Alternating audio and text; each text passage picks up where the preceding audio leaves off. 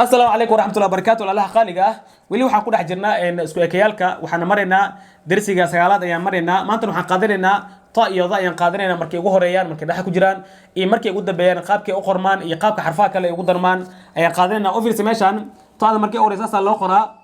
markay dhex ku jirto iyo markay ugu dambeeysa loo qoraa waxa saas la mid ah daada markay u horeysa ayaan saas loo qoraa markay dhex ku jirto saas loo qorayaa marka taada iyo daada iska fudud yihiin waxaan tusaaleynaynaa taada markay ugu horeysa markay dhex ku jirto iyo markay ugu dambeeyso daadana waad ugu qiyaas qaadanaysin insha Allah office meeshan taada markay ugu horeysa saas loo qoraa markay dhex ku jirto saas loo qoraa markay ugu dambeeysan sidaas ayaa loo qoraa waxa leenahay marka taada markay ugu horeyso number 1 ay leenahay markay dhex ku jirto number 2 ay leenahay markay ugu dambeeysan number 3 ay leenahay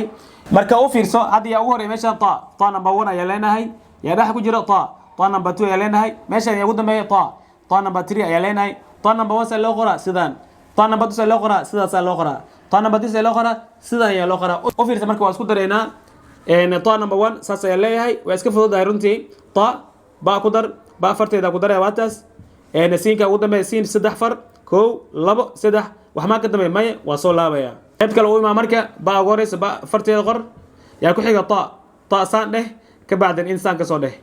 جيد كبعد يان قدرة سين سدح فر كو لبو سدح ماشان يا وهري سين سدح فر كو لبو سدح جيد مركا سا يا كحيغو با فرتي قدر يا قدامي طا مركا قدامي ايضا سان ده كبعد انسان كسو ده وحر لي جيد زايد ها وجيدين وحر لي جيد هذا زايد وجيد waxay ka noqonaysa sidii ta oo dhaxa ku jirta amal ay ka noqonaysa marka fatxada saar marka sidaas ayaa loo qoraa taada markay u horeyso iyo markay dhaxa ku jirto markay ugu dambeeyso sidoo kale saas waxa la mid ah ayaa la mid ah markay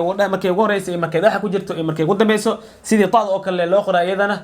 insha Allah intaas ayaan ku koobaynaa casharkeena maanta casharkeena xiga ayaa inoo balan jazakumullahu khayr assalamu alaykum wa rahmatullahi wa barakatuh.